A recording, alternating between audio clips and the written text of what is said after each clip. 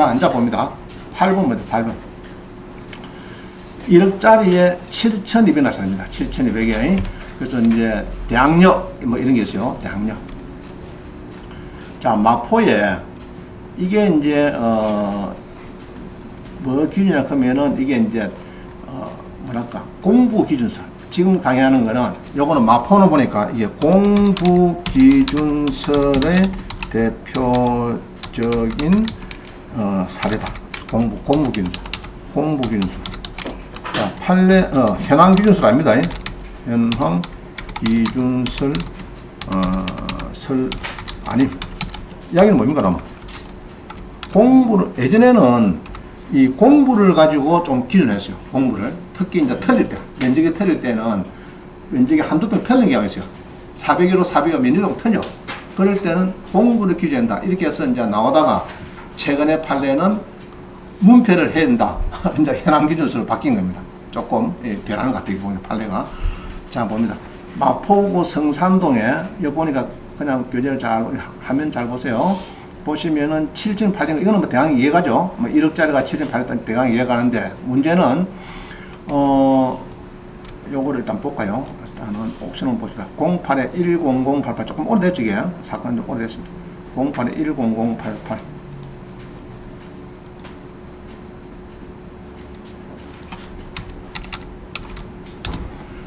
자, 이렇습니다. 저 마포에 제가 막 써놨죠. 이래갖고 막 책을 찾고 어제 많이 또 찾았습니다. 또 끝나고 난 뒤에. 자, 마포에 빌라가 나왔어요. 빌라가 이제 경매가 나오는데, 자, 이 025입니다. 025.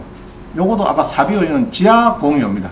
지하에, 025고, 이게 이제 025가 나왔는데, 여기 보면은 이제 025인데, 쭉 이거 보면은 025에 누가 있나 하면요, 이 건조당 전에 2001년도 5월 4일에 누가 있어요. 이게 2001년도 5월 4일 가면 빠릅니까 늦습니까 지금?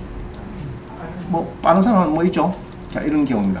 있고, 이래갖고 있는데 이거를 뭐 낙찰을 받았는데, 이거 보면은 본건 목적물이 포함된 부동산 건물 밖에서 볼 때 지하 015가 좌측이고 지하 02가 우측으로, 지하 015해는 등기부상 소유자 김옥자가 점유하고 있다고 옥자가 진술했고, 지하 2호에는 임차인이 최중천이가 준한다. 이 무슨 말이냐면요, 그림을 제가 그려본 게 이런 거더라고요. 그림을 그려보니까, 자, 그림이 좀 제가 그린다고 좀 고생했는데, 일단 평수 조금 많죠. 그죠? 01보다 02가 조금 뭐 한 평 정도 많죠. 한 평까지 안 되고 조금 많아요. 어느 할아버지가 이 소유자입니다. 소유자고, 이 02가 경매 들어가는데, 02가 경매 들어가는데, 이제 02의 현관문 표시가 015다. 015고, 요 02로 이제 낙찰을 받은 사람이죠. 낙찰을 받은 사람이 있는데, 이 사람이 현관문 표시대로 015, 여기 이제 소유자는 015 소유자가 요 할아버지 앞에 거주를 하고 있습니다. 앞에. 이 김옥자라 하는 할머니가 거주를 하고 있어요. 그 결론적으로 낙찰자가 인도 명령을 신청했더니 할머니 나가라 된 겁니다. 결론은 그입니다. 결론은. 이게 이제 판례가 매우, 이게 아주, 대법원까지 갔다가, 대법원에서 본 게 아니라 어느 고법에서 판단이 틀렸네. 이래갖고 파기환송해갖고 이제 고법에서 다시 수정해 줬습니다. 결론은 뭐냐 하면은, 자, 경매는 지금 몇 톤입니까 지금? 요 보면. 02죠. 02인데, 지하층 02인데, 지금 이게 경매인데, 02인데, 여기에는 02는 지금 현관문은 오른쪽 가 있고, 실제로는 할아버지 여기 살고 있습니다. 여기 있고, 대문은 02 이렇게 되어 맞는데, 실제 누가 사나 하면은 01에 있는 할머니가 여기에 살고 있는 겁니다. 실제로는. 이런 경우에. 자, 이런 경우인데, 낙찰을 받았어요. 누가. 이게 낙찰자입니다. 낙찰자. 잘생겼죠? 젊은 친구가 받아가지고 할머니 비켜주소 이랬더니 할머니가 반항했어요. 나 못 비켜! 이라고는 싹 붙었어요. 대법원까지 갔어요. 그래서 결국은 할머니가 쫓겨난 이런 사례가 되겠습니다. 그래서 여기에 할머니는 여기에 025 이 그림을 그려도 좀 이해가 잘 안 되는데 이런 겁니다. 내용은 조금 더 보겠습니다. 어떤 내용인지. 그래서 이제 할아버지 요 물건을 025가 경매된 게네 요거를 낙찰을 받습니다. 받는데 자 그럼 낙찰 받고 나서 이 낙찰자 입장에서는 이제 이게 누가 살고 있나 하면은 할머니 살고 있거든 지금 보니까. 할머니를 이놈이지 알고 할머니가 쫓겨난 뭐 이런 사례가 되겠습니다. 이게 되겠는데 한번 봅니다. 08에 10088. 그래서 이게 옥션은 하고 지족션은 명함불 면서하고 현황조사 잘 안 열려요. 안 열려서 어디로 한다고요? 부동산 태인. 태인은 잘 되어 있더라고. 아직 안 죽이고 잘 갖고 있어요. 그래서 08에 10088 한번 가보겠습니다. 뭐라 써놨는지. 일단 내용은 다시 봅시다. 내용은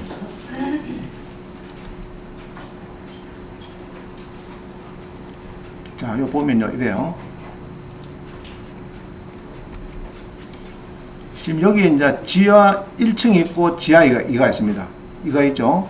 2가 있는데 여기에 이제 할아버지가 있고 02로 있고 지금 경매는 지하층 02죠. 02인데 그 다음에 또 한번 봅니다. 이게 안 열리니까 2008에 108 우리 교재 보면 될 겁니다. 교재 보면 제가 막 내놨으니까. 그래서 이게 이제 싸움이 붙어가지고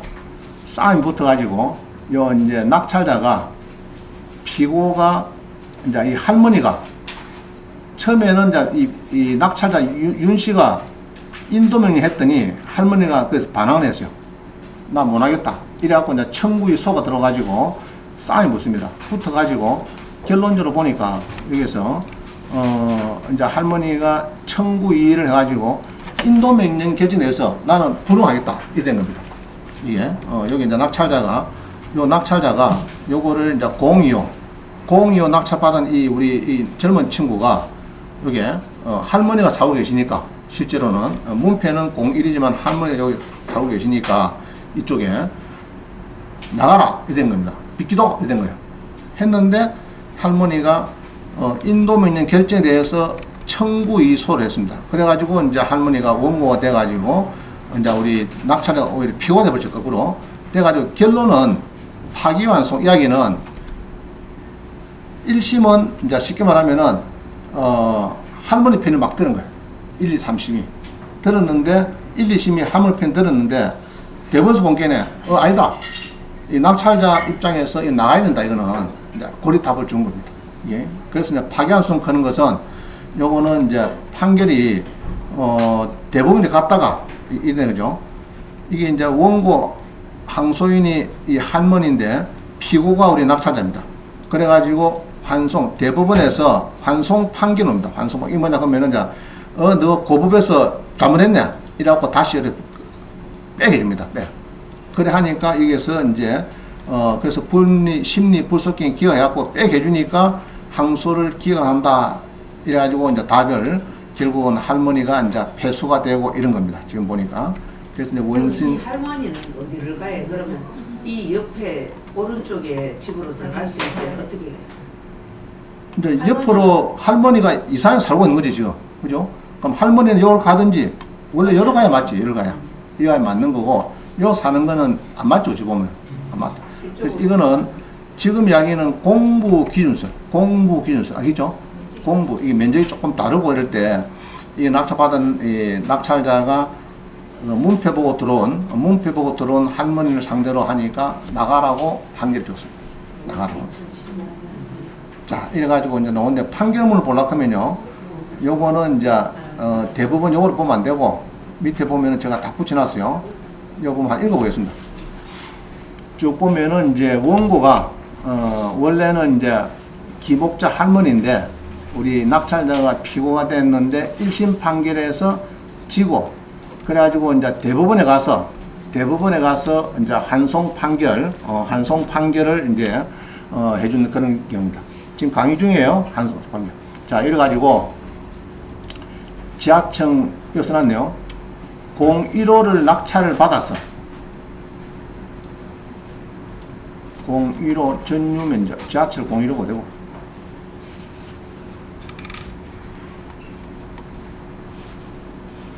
여기 보면은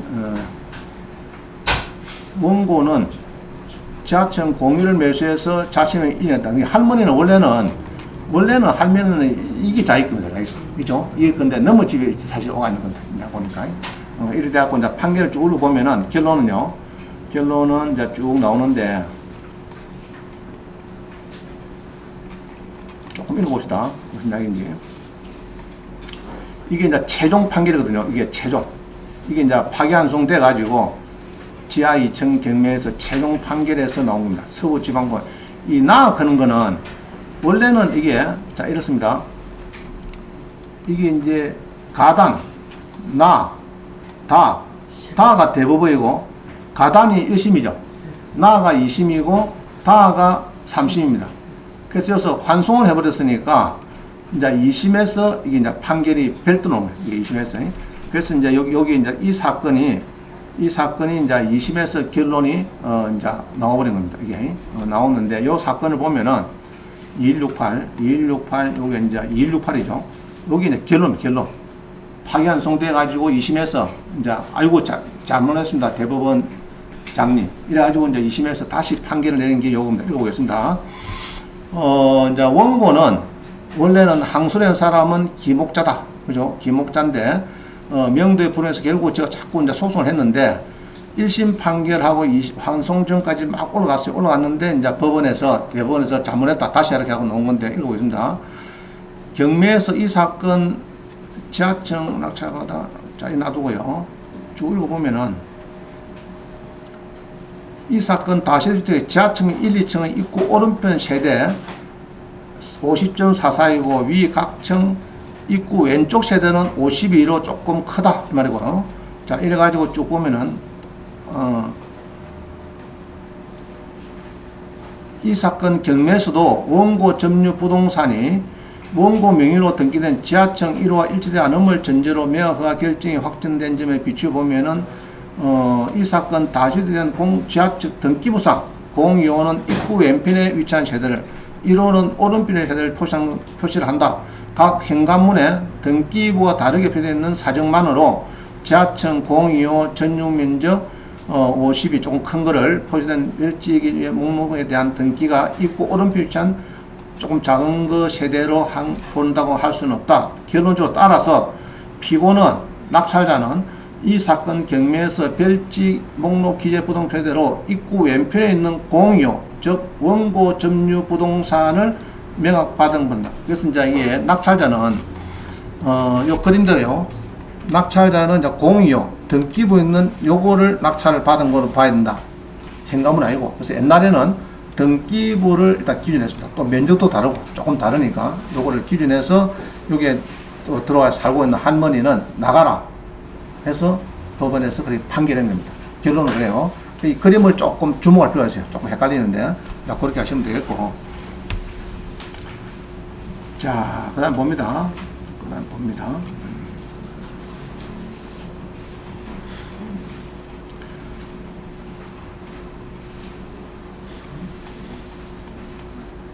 자, 10번에 보면요. 10번 봅니다. 10번. 페이지가 13페이지네요. 이제 요걸 잘 봐야 돼요. 구분 건물의 공부상 소유 현황과 실제 점유 현황이 다른 경우에 의정부 지방법원에서 2023년 경매무 편람했어요. 이게 작년에 놓은 건데, 이게 의정부 지방법원의 경매무 편람은 상당히 좋은 책입니다. 쉽게 쓴 책이고, 좋은 책인데, 2012년도, 한 10년 전에 했다가, 자, 보통 외부에서 저처럼 책 쓴 사람이 대부분이 많습니다. 이렇게 쓴 사람이 이제 대부분인데 98%고 법원에서 써가지고 배포한 거는 별로 없어요. 없고 법원 실무제요. 실무제가 있고 법원 실무제. 자 경매장들 가보면요. 요 실무제를 책이 있어요. 법원 실무제요. 여기 보통 있고 그 다음에 여기서 말하는 의정부 지방법원의 경매무 편람 이 두 권을 보통 가지고 있어요.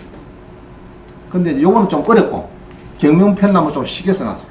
그럼 거기에 보니까 지금 여기에 이루고 되는 거 지금 여기 등기부하고 점유가 틀린 거 이에 대해서 답을 주는 좋은 한 2장짜리 여기 있습니다. 요거 내가 뜯어놨는데 지금 이게 좀 아주 좀 복잡해 되어 있습니다. 보니까 뜯어가지고 지금 이게 막 낙서해 놨는데 요게 지금 이제 아까 그림이 이제 있는 요겁니다. 여기 아까 그림 있는 거고. 그래서 요거를 지금 이제 설명을 합니다. 이게 제일 중요하니까. 이게 내가 보니까 이게 제일 중요해. 설명. 결론적이고. 자, 한번 보겠습니다. 공부상 소유하는 구분 건물과 실제 점유하는 구분 건물이 일치하지 않은 것은 여러 가지 유형이 있는데 종전에는 공부 기준서를 했다. 2014년도에는 공부 기준서를 했는데 기준서를 따라서 업무를 처리하는 경향이 많았으나 대법원에서 2017년도 판결이 나온 뒤로서는 현황 기준에서 나온 이유로는 현황을 기준으로 매각해야 된다는 의견도 유력하다. 무조건 현황을 하라는 게 아니고 일단 공부에서 현황으로 문패 보고 지금 공부 크면은 등기부 면적이고 등기부 호수고 현황 기준서는 문패 기준서. 문패 기준을 하는 것도 해야 된다 그런 의견이 유력하다. 이렇게 현황 기준서 해야 된다 이런 건 아니죠. 할 수 있다는 얘기입니다. 기준 하는 그런 의견이 지금 대세다는 얘기죠. 그러나 실제 사건에 있어서 어떤 건물을 매각 대상할지는 소유자가 어떤 건물을 매수했고 소유하려고 하는 의사, 공부와의 불일치 원인이 뭐냐, 각 구분 건물의 지분이나 면적과 구조에 있어서 차이가 나는 게 뭐냐, 특정 건물을 매각 대상으로 지정하는 데 있어서 소유자들과 임차인이 이의가 있는지 여부나 피해를 보는 사람인지 등 감안해서 잘해야 된다. 그래서 판례에 나타난 사안을 본다 이래가지고 자 1번 봅니다. 한 동의 집합 건물 내에서 공구와 다른 호수를 점유하고 있는 경우. 자, 이게 무슨 말이죠? 한 동의 아파트 안에서 공구와 다른 호수를 점유하는 경우. 자, 이게 이제 방금 그런 겁니다. 이런 경우. 이제 이 경우죠. 요 그림. 알겠죠? 이 아파트에서 공부하고 실제로 할머니가 할아버지 집에 지금 들어와 살고 있는 이런 경우입니다. 그죠? 이런 경우에 지금 어찌 되느냐 그 얘기입니다. 자, 그게 이제 사례가 지금 이제 요 사례입니다. 이 똑같은 사례인데 여기 보면은 이제 사례가 뭐라고 해놨냐 하면은 자, 이게 이제 마포 사례입니다. 전유 부분이 면적이 다른 경우. 자, 요거는 제가 이어놨었습니다. 이거를 이어놨는데 이거는 원래는 책에는 없어요. 이게 없는데 공부 기준서를 했더라고. 지금 요 보니까 요거는 했는데 마포구에 보면 이거죠. 지금 요거 아까 설명했죠. 이거 했는데 여기 낙찰자가 할머니 상대로 그죠? 할머니 상대로 나가라. 나 공부 기준서로 해서 공유를 낙찰 받았다 이 말입니다. 받았으니까 여기 살고 있는 할머니 나가라. 이래갖고 판례에서는 이제 나온 것이 공부 기준서입니다. 이 사건에 이 마포구 요 사건이 이제 공부 기준서의 사건이에요. 원래가. 자, 그렇게 이해를 하시면 되겠습니다. 위 사례에서 채무자 갑 소유의 건물 공부상 표시가 공이요. 자, 이겁니다. 할아버지에 대한 경매 신청이 있을 경우에는 무엇을 기준으로 해서 경매를 진행할 것인지, 즉 매각 목적물을 정하는 게 무엇인지에 대해서 점유 현황을 기준으로 해야 된다고 하는 현황 기준서가 공구로 해야 된다는 공구 기준서가 있다. 자, 현황 기준서는 뭐냐? 갑이 점유하고 있는 현관문 표시 공이요. 공구상 표시 여기 있죠. 요게 공유를 기준으로 매각을 정한다는 견해로서 그 이유는 현재의 점유 현황을 그대로 인지하는 것이 분쟁 소송인데 더 효과적이다. 자, 이게 이제 지금은 그냥 막 문패대로 공이면은 이 문패대로 살고 있으니까 이게 그렇게 나가자 하는 것이 지금 이제 대세입니다. 이게 대세고 예전에는 공부 기준서다. 자, 한번 보겠습니다. 이거는 공부 기준서는 2015년도 나왔고 현황 기준서는 또 최근에 나왔어요. 조금 몇 년 뒤에 2018년 나왔어요. 자, 봅니다. 공부상 표시 공유요. 현관문 표시는 공유로. 아까 공유로 누가 샀죠? 공유로. 할머니. 그죠? 그러면 할아버지가 공부상 표시 공유는 할아버지인데 현관문 표시 할머니를 기준으로 매각 물건을 정한다는 견해다. 즉 등기부 공부상 공유에 관한 등기부의 표시란에 기재된 건물의 소재, 지번, 종류, 구조, 면적 등이 실제 건물인 현관문 표시 공유로와 그것이 일치된다면은 그 등기는 실제 건물을 표현한 등기로 효력이 있다 할 것이고, 따라서 매각 대상 목적물은 공구상 표시를 한다는 것으로서 공구상 공유에 대한 등기가 실제 건물 호수인 현관문 공유로 사이의 동일성이 인정된다면은 현관문 표시 공유를 명확으로 보고 경매를 진행한 거다. 위의 사례와 유사한 사안에서 대법원은 매수인은 등기상 증명서 나타난 대로 매각받은 것이라 해서 공구기준서를 입장한다. 자, 이 그림이 이게 이제 공구기준서입니다. 공구기준서. 여기 이제 실제 공구되다. 이게 이제 맞다는 얘기죠. 면적도 조금 틀리고 옆집하고 조금 틀리고 하기 때문에 이게 맞다. 제 이야기입니다. 즉 공구상 표시 공유의 매수인이 공구상 표시 공유의 을을 상대방하는 인도명령을 취득하자. 자, 여기 뭐냐고 그러면요, 이 낙찰자가 할머니한테 인도명 신청했어요. 법원에서 오케이 했어. 할머니 나와라 했어요.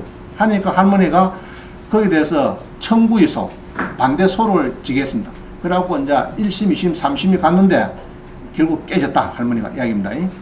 자, 그 이야기예요. 공구상 표시 공유의 매수인이 낙찰자가 공구상 표시 공유의 할머니, 을을 상대로 하는 거, 이거는 이제 할머니. 여기서 보면 할머니죠. 할머니. 여기서 보면 이제 공유의 매수인 그러면 낙찰자가, 남자, 그죠? 젊은 남자. 이래야 퍽 알아듣는데. 자, 할머니 상대로 한 인도명령을 취득하자. 할머니가 인도명령 집행령을 배제하기 위해서 매수인에 대해서 청구의 소를 제기했어요. 할머니가 소를 이제 반대소를 제기한 거죠. 사건에서 대법원은 현관문의 등기상 정밀상 표시가 다르게 표시되어 있다는 사정만으로 공유에 대한 등기가 있고 오른편에 위치한 면적 5044 정도의 세대를 표상을 할 수 없고, 그게 면적도 다른데 요거 낙찰 받았으면은 여기 맞다냐 이거, 여기 살고 있는 할매가 있으면은 할매 나가라 얘기입니다. 그 얘기를 하고 있는 것 같아요. 따라서 매수인은 이 사건 임의임대에서 등기부가 나타난 대로 입구 왼편에는 공유를 매각받은 것으로 봐야 안 된다 하면서 이를 전제로 부동산 인도명령 정당이다. 그래서 결국은 3심, 2심까지 막 아니다 해가지고 막 엉터리 판결한 거를 대법원에서 발라준 겁니다. 너 2심 잘못했다. 할머니 나가야 된다. 이게 안 나가는 게 아니고 나가야 된다. 이렇게 답을 준 것 같아요. 이게 이제 공구기준서입니다. 그러면 실무 처리는 어떻게 되냐? 이제 감정인에게 잘못해라 뭐 이런 건데 사실조회를 하도록 한다 넘어가고요. 쭉 보면은